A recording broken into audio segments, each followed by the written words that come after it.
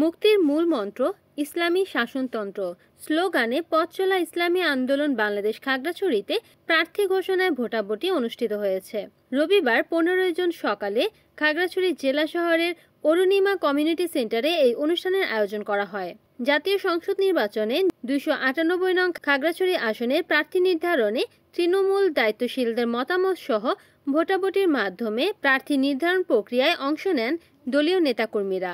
সংগঠনটির খাগড়াছড়ি জেলা সভাপতি হাফেজ মাওলানা দেলোয়ার হোসেনের সভাপতিত্বে এতে প্রধান অতিথি হিসেবে উপস্থিত ছিলেন ইসলামী আন্দোলন বাংলাদেশ চট্টগ্রাম বিভাগীয় সাংগঠনিক সম্পাদক আলহাজ মোহাম্মদ জান্নাতুল ইসলাম।